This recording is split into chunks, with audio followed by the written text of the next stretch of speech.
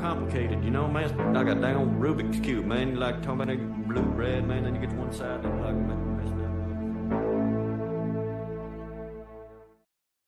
All right, before I welcome our esteemed guest on, I just wanted to remind you guys that the program that JD and the guys over at AXIOS have come up with, the Burden Bund, right, is closing registration this week. So you should hop on that. It's specifically focused at weight loss, you know, at low equipment stuff.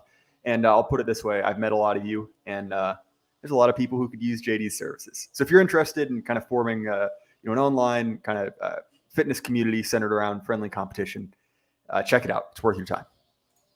All right, Thomas, welcome to the Jay Burden Show. How are you doing, man? I'm doing very well, man. Thanks, as always. It's an honor and a pleasure.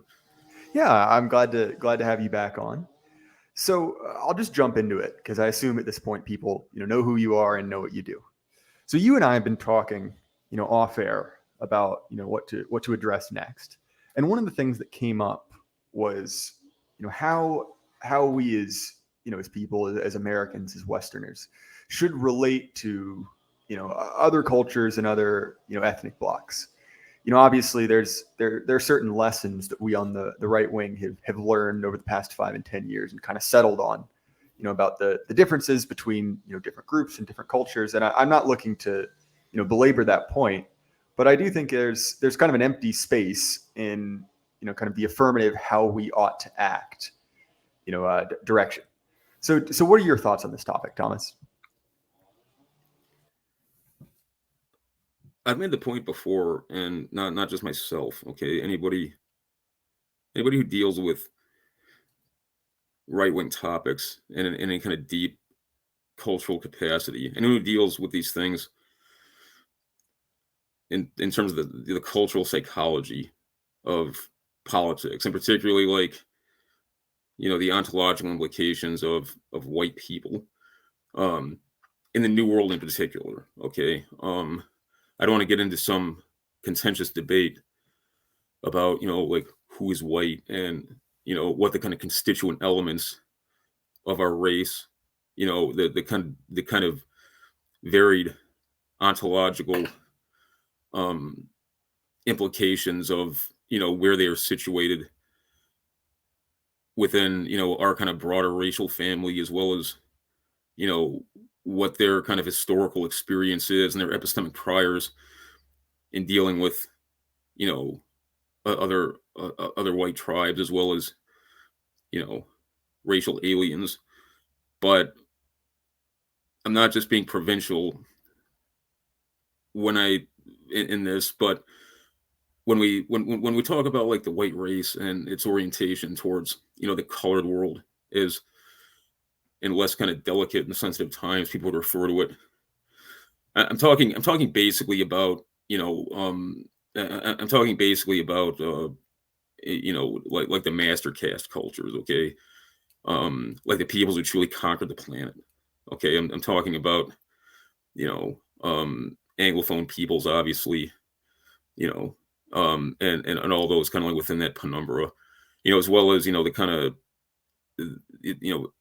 people like the Dutch, the Germans, the French, different as their experiences were, and this kind of Weltpolitik, they developed a common kind of sensibility, just like owing to their role vis-a-vis their colored charges, as it were, and the kind of challenges presented therein, and the kind of peculiarities of not just interacting with truly alien peoples, but the kind of combination of the need for a certain degree of paternalistic concern and moderation in dealing with those charges, as well as the fact that during the process of expansion and colonization, there was a basic lawlessness in these territories where the white man staked his claim, and that calls for a certain level of calculated brutality. Okay. Now, obviously, some people want to cast it in the most punitive light. They just suggest, well, that these are just moral rationalizations, or these are just sort of like cynical ploys in order consolidate and secure power in perpetuity.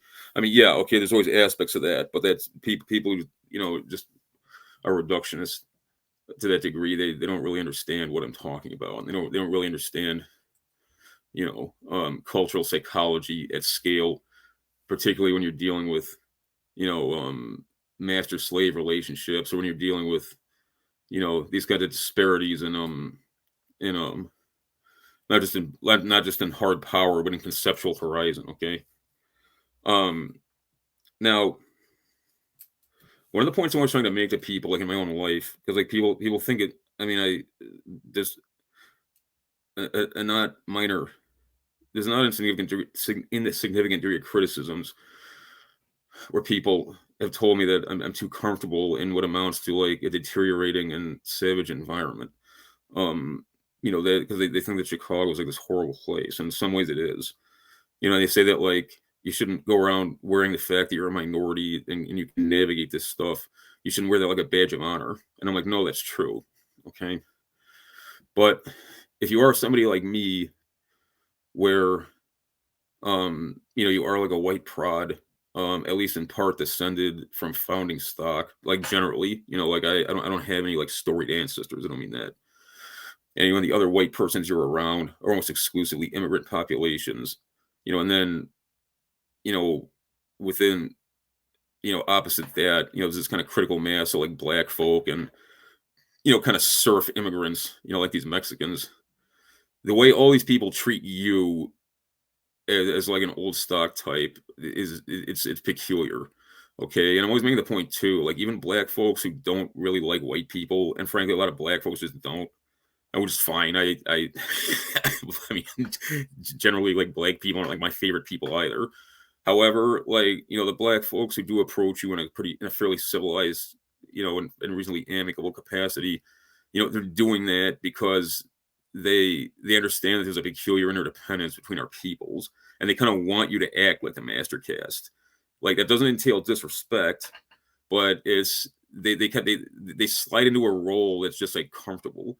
Okay, like there's distance between our peoples, and they do look at you as a paternalistic kind of figure. Like it's totally different the way they relate to women, but that's a whole other thing, you know.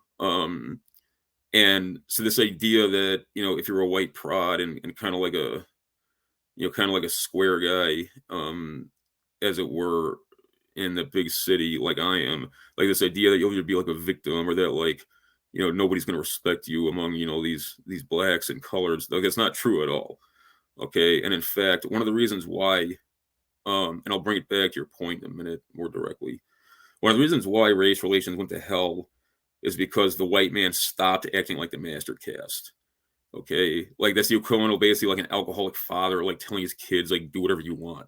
Like no kid wants their father to just like step out and say like, yeah, you can stay up all night eating candy, or if you want to drink my beer, even though you're only 12 years old, you can. And, you know, like, I'm not going to be your father anymore. I'm just going to do what I want because, you know, anything else is oppressing you and I want you to express yourself, you know. Now I know people are going to say that like, well, that's awful. You're saying that like, you know, blacks are like children. For the purposes I'm talking about, they are. Okay. I'm not talking about the exception. I'm sure there's like black guys with like an IQ higher than mine or whatever. Like that's not what I'm talking about. Okay. And anybody who doesn't understand what I mean is like being deliberately ignorant.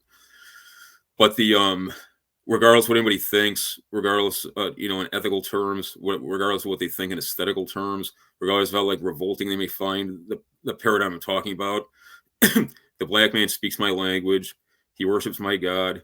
He dresses like a Westerner. The food he eats, the assumptions he relies upon, in terms of what he should be availed to as, you know, due process rights as a matter of law, you know, like his conceptual vocabulary about morals, you know, his preferences relating to, you know, living patterns in very basic terms, you know, the cultural modalities that he's willing, that he finds tolerable, again, in basic terms, the things he finds abhorrent.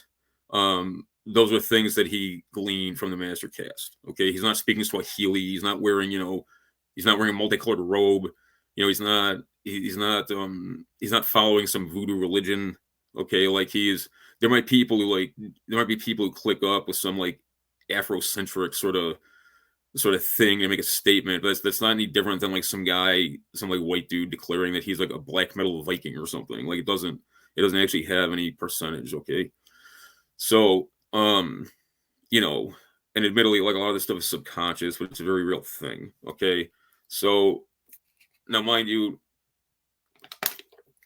when blacks fuck up, or in a situation where they're truly availing us to violence in like an organized capacity, there's got to be no mercy. Okay. I'm the first to say that.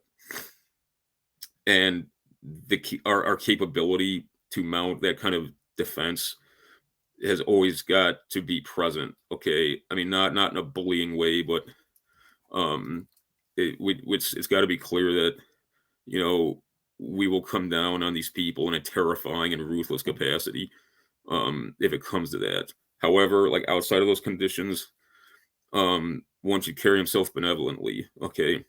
When I see like an older black lady downtown, like I'll hold the door for her. Okay. Like when the blacks, like I got to see day to day, like in Evanston, like say to me, like, "What's up, big homie?" I mean, like I don't like fist bump them or anything, but I say, "Hi, how you doing?" Okay. My Uber driver's a black guy. As long as he's not some like weed smoking shithead, I'll make eye contact with him and tell him like I appreciate him, assuming he's like getting my destination on, you know, in a timely manner.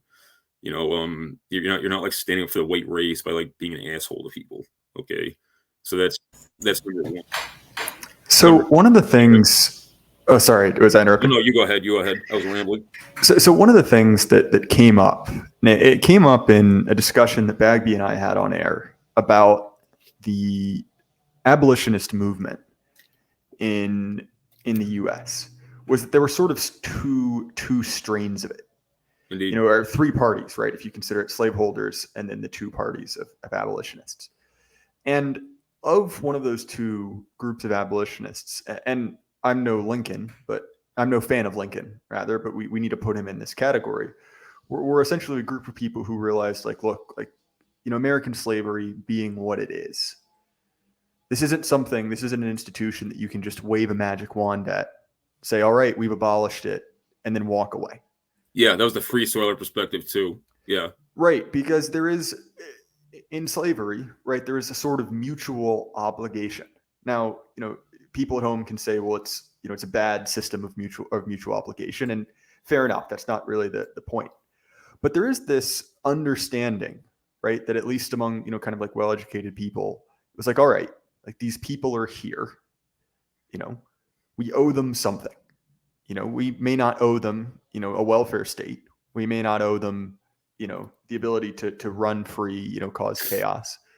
But there is some sort of kind of mutual obligation. And to me, your example of, you know, the alcoholic father is sort of, there's something there, but it's not quite like one-to-one. Well, it's sort of an alcoholic, it's an alcoholic father with a trust fund, you know. And one of the things that, you know, I've kind of picked up with, you know, and I've mentioned before that my wife has worked in, you know, very, very impoverished black schools before, is that the demands that these people make are in a certain way kind of entirely too small. You know, it's not a demand for a safe neighborhood. You know, it's not a demand for, you know, kind of the things that, you know, you and I would consider, you know, the building blocks of a basic life. It's basically, I would like to be paid more money to ruin my own life. And there's that sort of, we've never stopped, you know, as America, really acting like black people in America are children. Really, we've never stopped acting in a paternalistic way.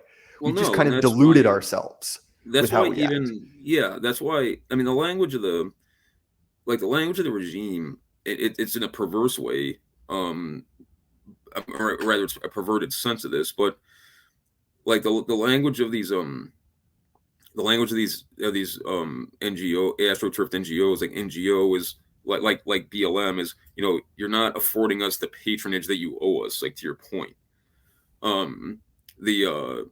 What becomes perverse about it is that, you know, the regime just drives a perennial wedge, you know, between any capacity for you know, amicable amicable dealings, you know, between the races. But yeah, they're not saying they're not taking like the Malcolm X line of like we need whitey off our back. We're gonna like nullify like nullifications our way forward. We want the white man like out of our affairs. Yeah, exactly. It's that's that's what that's not only is that like a characteristic of the paradigm, it's like the core essence of it. Like that's why I always made the point that like like my friend Reiko, he and some of the other fellows are like hip to this too. Like generally like woke liberals, they're like hicks and like white trash. And they don't get it. That's why they're like going around like apologizing for slavery, despite the fact they're descended from the village idiot. Like somebody who, like a true kind of like old time, like the descendants of abolitionists are these like East Coast types, who sit on the board of stuff like the Ford Foundation, and who are always like splashing money out on what they think is, gonna make like the black man more literate and or culturally competent and things like that. And they're very, very self-conscious the fact that they view themselves as, like carrying out like the white man's burden, albeit in kind of a diluted and perhaps like like softer, almost like feminized form, if you want to look at it that way. But yeah, you're absolutely right.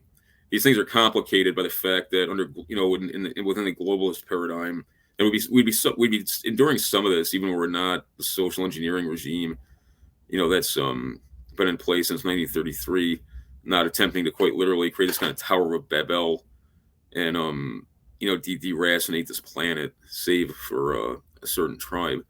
Like globalism, some degree of it is inevitable. Okay, when you deal with complex interdependence at scale, as the way it would be in the 21st century anyway, you're gonna run across, you're gonna run across, the other in all kinds of ways. You're gonna come across people who are we do not have like an enduring like history with, of socio-political relationships. And that's one of the reasons why like the regime can't really handle its kind of fallback, which has always been, to kind of like inflame the passions of the blacks, like kind of like squeeze concessions out of what remains of the Anglophone white prod elite. Like when you got people from like 57 different countries, like in a mid-sized city where you're trying to do that, say like that, it just doesn't work, and it just and plus like it sets a terrible precedent, because even if you're one of these people who kind of views the entire enterprise of government as this kind of like remedial justice mechanism, like it can't abide like dozens of different discrete cultural perspectives on what constitutes like equity in terms of wealth distribution by according to according to people's cultural jacket. I don't know if you want to dive into that next, but that just occurred to me. Well, definitely, and I think that there is a sort of, and I don't want to use the term parochial in an overly kind of rude or critical sense, but there is something to be said for the fact that, and I understand the reaction, but simply saying like, I don't care about anything that happens in the world, outside of what I can see with my eyes, or I don't want to interact with anyone who doesn't look exactly like me. It's a little bit short-sighted, right? That you mentioned that phrase, complex interdependence. And I'm not one that really believes that you can kind of stop, certain forces of, technology or culture, right? That there is sort of a spirit to the age, and our job is essentially making peace with that. And I think that there's a point to which, that a certain amount of, like demographic destabilization was inevitable. Now, do I think that that means the kind of like systematic destruction of culture that we're witnessing, this anti-culture? Do I think that that was inevitable? No, that's an active choice, and it's an evil choice. But, you know, the idea that the world will look like, you know, how it may have, you know, let's just say 1,000 years ago is it's simply unrealistic. And you know, as someone who has a lot of, I guess, sympathy for, you know, the term reactionary, right? And maybe correctly called that. I feel that impulse, but there also, we have to balance that with a certain amount of, you know, political realism, which is the fact that, like, well, you know, the cat's out of the bag. You know, you can't really, you know, short of a massive change in material circumstances, you know, business is international, you know, and so to me, right, I think that there is and there always has been kind of, you know, cosmopolitan cities. But the idea, right, as I was talking to someone the other day, you know, that Harrisonburg, Virginia, which is a, you know, a college town in the middle of nowhere, is a U.S. government immigration dumping site. You know, so people from all across the world are dropped in this, you know, sleepy town in the middle of nowhere for ostensibly no reason. You know, like that's obviously, you know, like monstrous and short-sighted. So I've thrown out a lot there. Is there anything, you know, you want to add on that? No, you're absolutely right. And you know, the that's where the I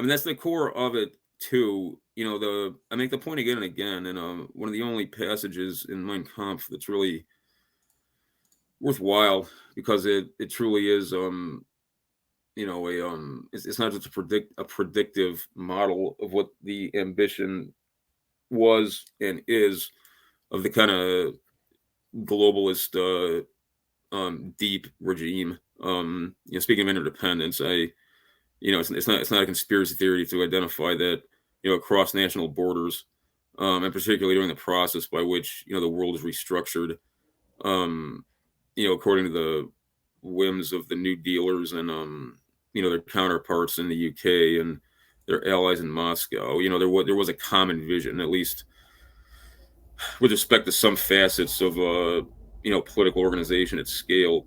Um, you know, as Hitler said, the ambition is to essentially, you know, make everybody gray, okay, to literally deracinate the world, to destroy any identitarian characteristics, you know, just period, you know, and this will simplify life to the point of, you know, alleviating material suffering.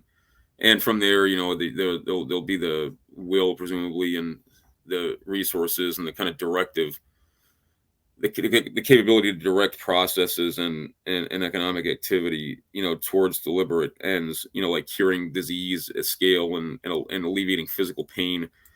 But you know, the idea is, you know, an overcast whose bloodline is savagely and zealously guarded, and I mean, we see that today, okay, and the rest of the planet is a kind of literal, you know, like a gray slave caste. Now, on some level, people in the third world perceive that, okay, um, and that's really what's happening now. Like, with it, you know, like you hear about, like in Canada, like these Muslim people like pull their kids out of school when they realize like what they're being taught. You know, they're being taught crazy shit. You know, they've got, you know, like female impersonators coming in to tell them about how like there's no gender and things. You know, you can that that paradigm is as monstrous and disgusting to them as it is to us. And you know, in basic terms, like we can ally with these people against the regime. Okay, that's another reason why categorically, particularly, you know, non-whites who are not indigenous, you know, to America, you know, immigrant populations. Okay, that there's no reason to just like categorically be hostile to these people. Like, yeah, I mean, they're not, in political terms, they're not they're not our friends categorically, but they're not our enemies either. And any to your point, there's not something based, or you're not being like nobody's keeping it real by being like some provincial fuck. He's like, I don't care about the rest of this planet and all them other people. All I care about is like me and my shit and blah blah. Like it. Yeah, I'm not saying people got to run out and emulate my life or something or whatever. And I'm not saying people need to like develop like cosmopolitan tastes, but people need to distinguish between people need to distinguish between colored races as like the subject of the regime's ambitions and like what they actually are. And like further, you can't just look at immigrant populations as like a bunch of they vary a great deal. Okay, you can't just like categorically look at them as a big mob of natural colored slaves who can be used as proxy warriors against us. Yeah, there's some element of that. Okay, but you got to treat it on a case by case basis. And a lot of the tensions between us and them they would not exist were it not for the regime, like cultivating these things. Even between like our people, like specifically like you're in my tribe, the woodpile, and black folks. There's no reason. I mean that these people have been among us for 400 years. Okay, and like there's what's normal is us like is us it's not us like being at war with each other. Okay, so it's not as if these are like normal things that are underway right now, just kind of with the volume turned up because a hostile elite are emphasizing and kind of stoking the proverbial flames emotionally of people like going to some sort of like ongoing and just axiomatic like low intensity like race war here. Okay, it's I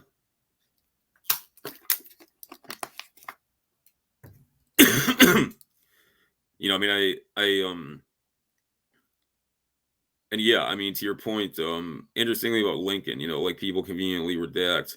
He thought that like repatriating blacks, not necessarily to Africa, but to someplace in, what was then Spanish America, where they, where the racial balance was, tipped a little bit in their favor, maybe, or where they'd be more comfortable owing to the kind of more, shall I say, primitive state of the culture, where they could probably, pursue a more fulfilling and less a more fulfilling existence that would be kind of like less disruptive to their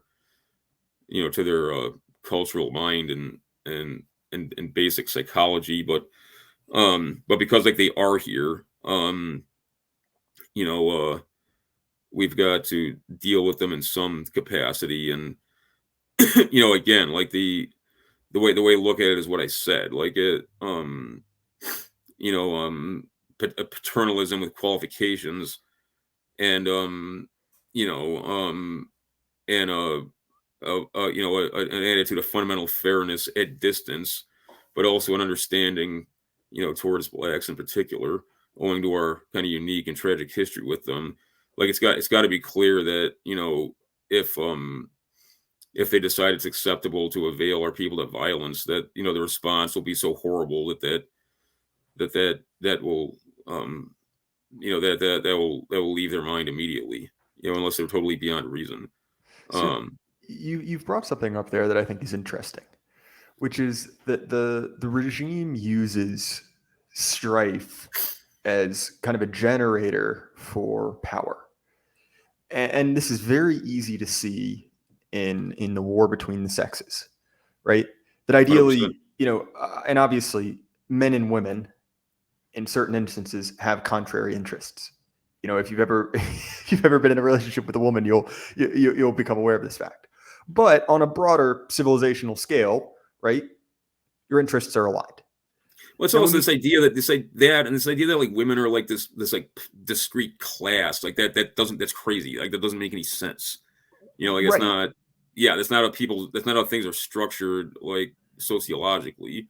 And yeah, obviously it's also too, even if men and women, even if things were such that existentially, I mean, or ontologically, that men and women were like at basic odds in certain fundamental ways, like what's the regime doing? Is it working to remedy that? No, it's doing everything it can to kind of cultivate hostility and bad feeling and disorientation with respect to what social conventions should be.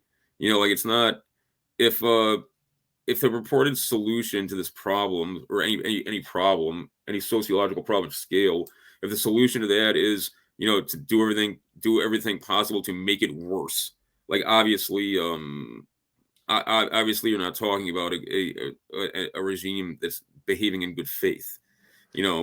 Well, and I think that I mean, as that no, go ahead. specifically applies to different minority groups in the U.S., I think that you've exactly struck on the nature of the problem.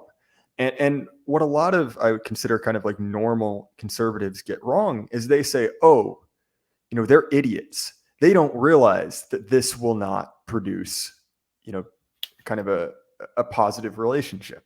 And my contention is that the discord is kind of by design, that it is a feature, not a bug of the system. And so blaming kind of the class that you are set up against, by the regime is somewhat simple-minded. To me, I view that as charging, the cape and not the bullfighter, if you see my analogy. No, 100%.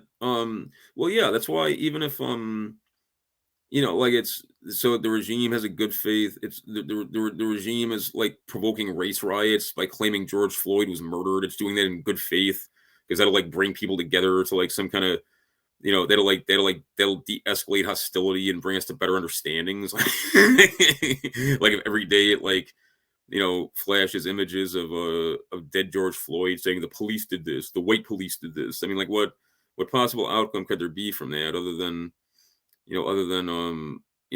violence at scale, between the two populations that purportedly are, only kept at loggerheads on grounds of these like irrational prejudices that the regime purportedly is working to eradicate. I mean, the whole thing is absurd. I mean, the regime now is not particularly. I mean, the regime now is like literally senile and like not remotely competent. So it's like clumsy as hell and like completely on the nose. But even in more in earlier decades, when you had highly capable and intelligent people, kind of staffing these roles, particularly roles that involved social psychology at scale and other things. Like a lot of these guys were like bad people. Like I'm not saying like they were like good guys, but they were highly capable, and they had a very, very deep understanding of the political and like what social life was within the political paradigm. Okay, and like that's all gone now. So it's the intent is always, since 1933, like the intent has been constant, but now like going to the competency crisis and the kind of the long emergency within within the deep state, it's becoming just kind of like absurdly obvious. Like it's like a guy, it's like you walk outside and there's like some crazy like meth head guy like scratching himself, like lighting your house on fire, and he's like, "Don't worry, I'm trying to help." Like it's like it's like that. So that brings up an interesting question, right? Which is that obviously that this discord is the result of social planning. But the problem is with social planning is at a certain level it does require competency. And to me, one of the really interesting things of the last several years was specifically how quickly BLM got turned off after the 2020 election. And that doesn't mean that there weren't people on the ground who were sort of lagging behind the curve. I believe there was one or two things in Nashville or some kind of, southern state, where they had a shooting and there was, a little bit of rioting for a few days. But let's be honest, it was nothing like it was before the election. And so obviously that doesn't mean that the whole thing is, controlled by remote, but it does mean that without institutional cover and media backing, it goes away very quickly. Well, yeah, So, it's also yeah. No, go ahead. I'm sorry. so to just finish up my question, how much longer do you think the regime can keep up the game before it just runs out of, competent people to devote to that problem? Well, what I think will happen first, I mean, to your, I, I think it'll happen pretty fast. I think they'll run out of people who can kind of, you know, I think they'll run out of people who can, sort of like mobilize proxy warriors and, deploy them quite literally against, the silent majority and do so both with plausible deniability and with a reasonable degree of effectiveness. But before that happens, or concomitant with that, um, as America becomes truly like, half like immigrant, it's just not going to have any percentage anymore. Like it's not going to, and like what the people on the ground are going to see, it's if you're some Asian guy or some guy from Uruguay or some like Romanian or something, or even some like African guy. If he's in a place like Kenosha where you know was when Rittenhouse was attacked, he looks outside and there's these fools, there's like these white crackheads and then these like hood rats, felonious hood rats like bust in, and they're like burning down his neighborhood, um, and claiming that they're doing it because racism. Like it's not this, like, even if the guy has other fucked up ideas, like that's not going to resonate, okay? And to him, that's just going to look that's just going to look a lot like either the kind of stuff he came here to avoid in whatever native kind of shithole country he came from, or it's going to just kind of look like a vulgar power display by a regime that consistently only applies force because that's all it can rely upon to um, achieve compliance with in order to satisfy its goals.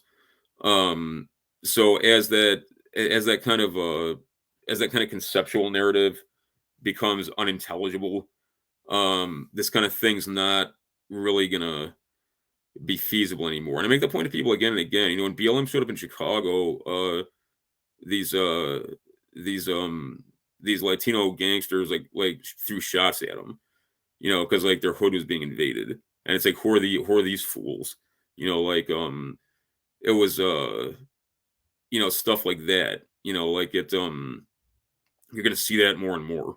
I mean, I realize it's like a very extreme instance, that kind of thing, but it's not the this kind of provincial kind of dumb narrative of the entire planet is like this evil white slave plantation, where and race and like everybody is like basically the black man, and there's just this there's just this ongoing policy of oppression to no particular end, just because racism. Like that's not gonna have that's not gonna have persuasive power anymore. And it's not gonna have symbolic power to like get people like to like stir them up and get them in get them in a kind of a agitated state of arousal, required to fill this kind of proxy warrior role. But it's also too like you've got to be careful with that kind of stuff because there's a tendency to like rapidly get out of control. Like you can't I think BLM is kind of too astroturfed and kind of too um inorganic for it to for say some guy, some like hood rat version of Zarqawi, to like take it over and like make it go rogue. But that's not impossible. And the more a regime rolls the dice with that kind of thing, and to make it work amidst, like I said, like this increasingly globalized population, they'd have to abide some of the preferences and cultural mores and moral sensibilities of the people they were mobilizing. Like very quickly, you could have something, you have some kind of like pious, like racialized, like non-state actor terror group on your hands that has decided the regime is its enemy too, not just whitey or whatever. So it's a very dangerous game. And it's frankly very stupid to play that game in your own backyard. Like, it's one thing if you're doing bullshit like that, like in Northern Ireland, and except you're situated in London. It's like another thing if like you're like the mayor of Seattle and you and like these feds who came in to help you are like doing that like in your city. Like it's like don't shit where you eat, if you'll forgive the crude metaphor, but also like don't set your own house on fire. But it's an interesting question. I can't remember who it was. Michael Jones, he was talking about like when it was underway, he's talking about this is just like this is BLM just like a color revolution, like it's it just happens to be staged in America, and not in Ukraine, and not in Georgia, not the state, the Central Asian state, not the American state. But he's absolutely right, and that wasn't just hyperbole. That's something that deserves more attention, frankly. And it's I've got too much on my plate anyway in terms of long form manuscripts, but that'd be a very worthy topic of like a book. Okay, not just about the Soros phenomenon in general, but about BLM like literally representing that same tendency. Well, to me, I think that there's a really interesting question as to what will be the kind of unifying theology of the regime going forward. Because so far, and Obama kind of crystallizes this, it was put into words. Because essentially Obama's, his constituency was, the Rainbow Coalition. It was this broad kind of nebulous concept of minorities. And minorities meant everyone from, some guy, from Haiti who showed up here 30 minutes ago, descendants of slaves, a rich, gay family from San Francisco. I put two of those words in quotations. But that was kind of framed against, this kind of like religious, fascistic, moral majority flyover America. Right. And that's still in the rhetoric, right? That's the reason that, white supremacy, domestic terrorism is the greatest threat to our security. But the problem is, much like you've said, that not only is increasingly unrealistic, just as a numbers game, there are percentage wise, less and less people who can even really apply. But also, right, we've seen that among that quote unquote minority, which includes, let's be honest, almost everyone at a certain point, you're 100% right that those groups, that political theology doesn't hold currency anymore, right? You've seen this very well in kind of democratic strongholds, like California, right? That there are these sort of ethnic battles being waged, among, the Democratic, the DNC, at the primary level, between either, Hispanics and blacks or different castes of Indians, other, kind of various ethnic groups. And I think you're right in the sense that it's like, this is not a recipe for a stable polity by any means. It was used deliberately as a weapon, as a weapon of foreign policy.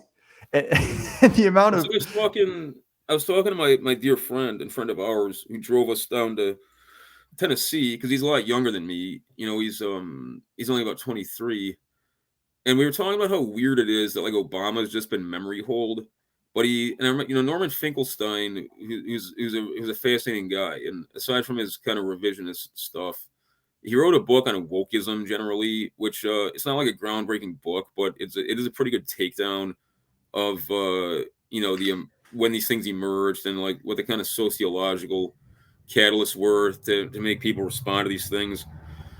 But it's like Finkelstein, he said he spent time like literally like poring over every single one of Obama's speeches, and Obama's the ultimate front man. I mean, comparatively, he's pretty well put together. Like he comes off like a plaintiff's attorney at one of the kind of more prestigious law firms.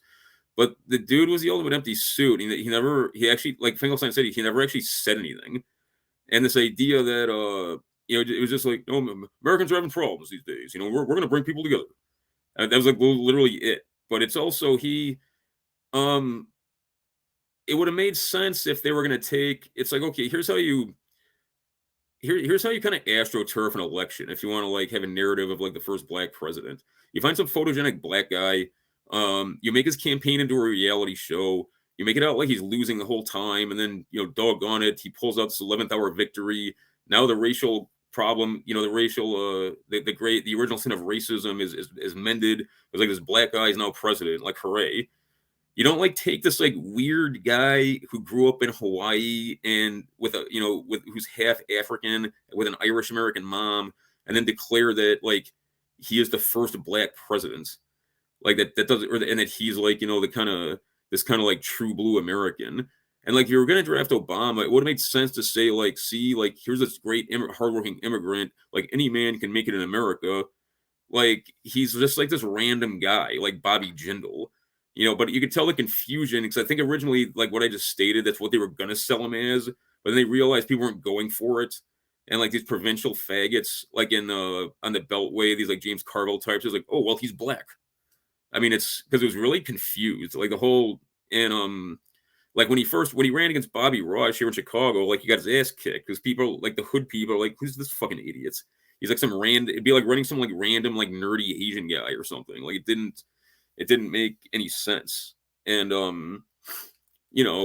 yeah, like moving you can tell like how out of touch they are because like again, I mean even with like the way the way to get rid of Trump would have been instead of like going utterly berserk and like impeaching him over and over again and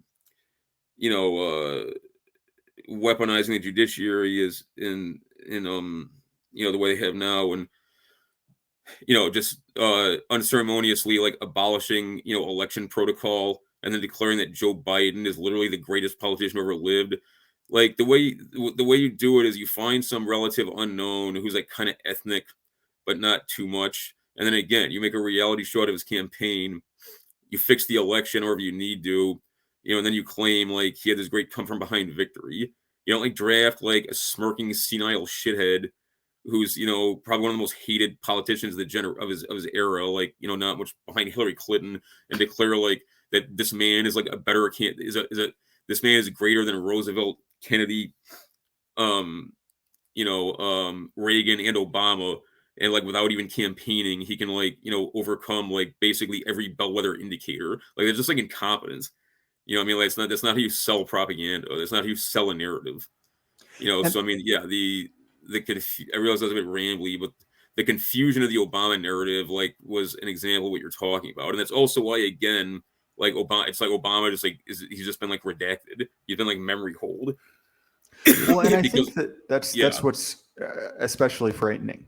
When we talk about the kind of like the racial dynamic in the U.S., right? It's that kind of like ticking resentment bomb. Where basically that there is just a well of bad feelings being built up everywhere. Has been kind of carefully balanced for a long time and let off the leash tactically.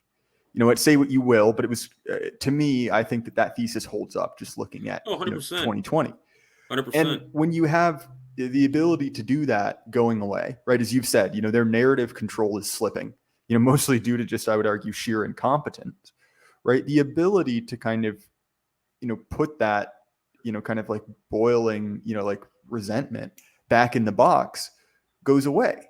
And when you combine that with more and more kind of schizophrenic, conflicts being waged, within the empire, like as we've seen with, Ukrainian nationalists in the U.S., government and foreign service, or with Turks and Armenians, all these kind of like odd proxy wars being waged, at least currently in kind of like the realm of, of politics and media. But you sort of get this feeling that, this very kind of tenuous like balance, it kind of can't go on forever. Just in practical terms too, you're absolutely right. At some point, if arson is your tactic, there's always the danger of the fire burning out of control. So there's that, absolutely, that's ever present. But it's also the climate that's been cultivated by the regime, even if it had, kind of like the forces in being and the structure, um, you know, within the chain of command, to to put these things back in the proverbial Pandora's box. Like the political will's not there. I can make the point to people again and again. Bush 41, um, he when the Los Angeles Police Department was overwhelmed and like the Crips and the Bloods clicked up and said like we own the street now, like Bush said, he sent the U.S. Marine Corps infantry back from Iraq, and they showed up and started throwing shots at these people. They they made war on these people who were rising up. And that was the end of that. It's even if there was like the intention and like the individual will, like let's say during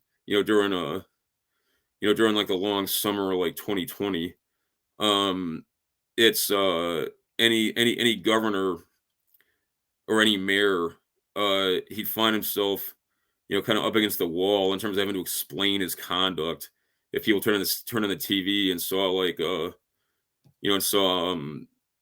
saw like SWAT police and National Guardsmen, or at the federal level, like quite literally like the U.S. Army, like throwing shots at people and just like smashing them, like that would be it's almost like unthinkable for somebody in that role to do that today. And I mean that shows you like how frail the regime really is. I think because like in my lifetime it's been striking the degree to which it seems to have been defanged. Like it's not just reckless and irrational. It's lacking in a basic capacity to control the outcome of events, and its allergy to executive, its fear and loathing of executive decisionism, is only part of the equation. It's even people I think otherwise are basically reasonable and aren't pro regime. They've had it bred into them. I'm talking like even older people, like people like my age. They've had to like bred into them that these things are no longer that this kind of remedial violence by officialdom, against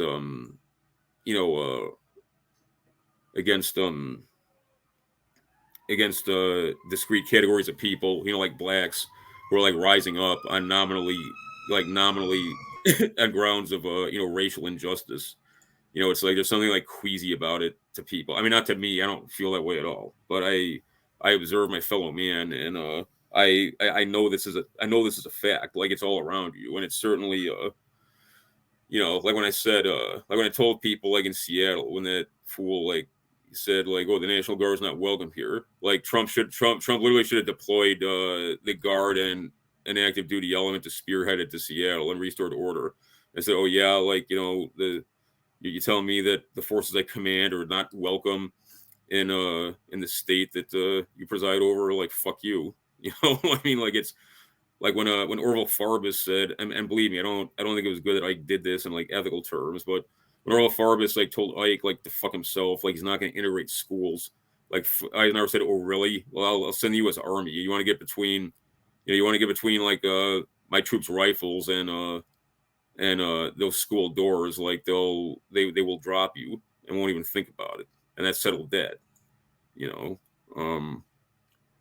So that, I mean, that's a whole other issue, like the degree to which Trump would be able to flex on his enemies while he was in the Oval Office, or whether he was just categorically precluded from that by a hostile deep state apparatus, which is obviously the real presidency. Like but I don't want to. That's a subject for another show. It's important, but. So Thomas, we're kind of coming up on time. So just wondering if you do you think you could kind of wrap up, in kind of a paragraph or so, kind of a summary of, like how we kind of ought to act going forward? The way we ought to act going forward,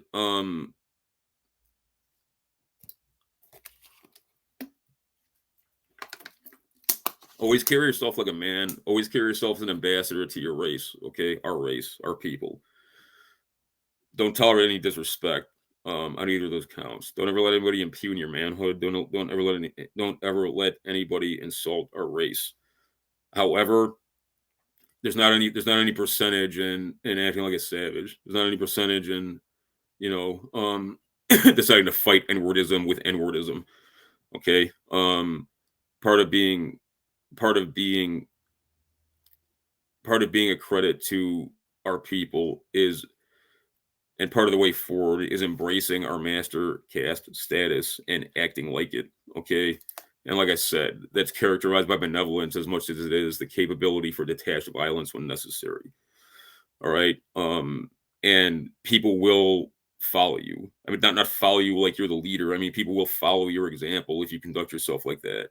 And, other races, even those that don't like us very much, they will respond to that.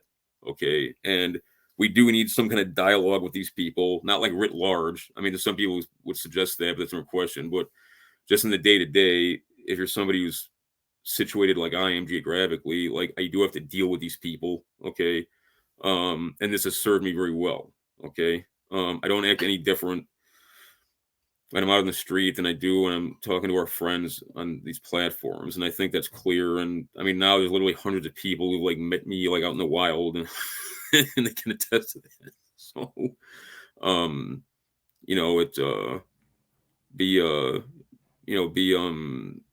an Aryan. An Aryan is noble. An Aryan is master caste.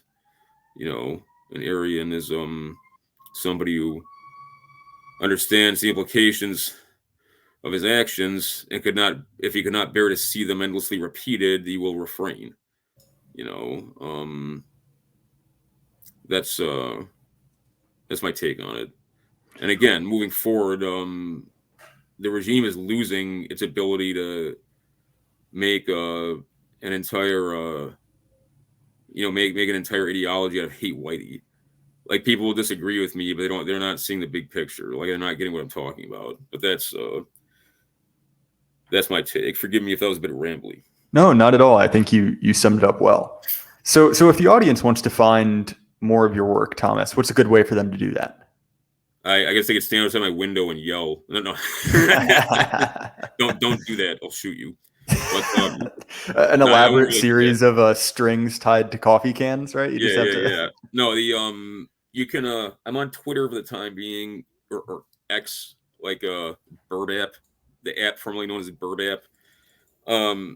It's real, capital REAL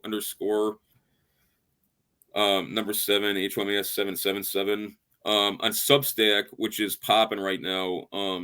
And we're in the process of recording season 2 of the pod. And when we do, all the season 1 content will be absolutely free. But I've been uploading special editions in the interim. Like, I just uploaded and edited like a final edit of my interview with Nico Clow, the Vampire of Paris, and that's totally free. But you can the Substack is real Thomas777.substack.com. My website is a work in progress, but it's ultimately going to be like a one-stop kind of repository of like all my content.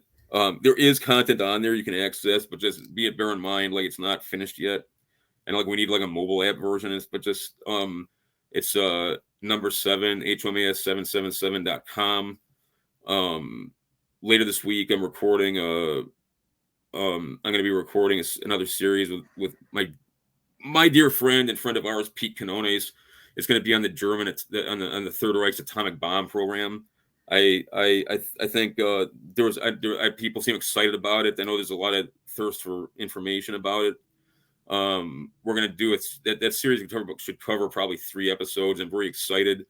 I hope you are too. Not just you, Mr. Burden, but like, the subs and everything else. And that's, I've been doing a lot of traveling, and that's going to continue for the next few weeks. But and I'm currently working on Steel Storm 3 and at long last the Nuremberg book. So I'm hoping by December I'll be able to drop a release date of both of those. But that's what I got. Well, great, man. I appreciate you having on the show. I think it's always, a valuable insight, and I appreciate you coming on. Now, likewise, man, I got great love for you. And to everyone at home, you know where to find me. The show's available on Apple, Spotify, YouTube, anywhere you want.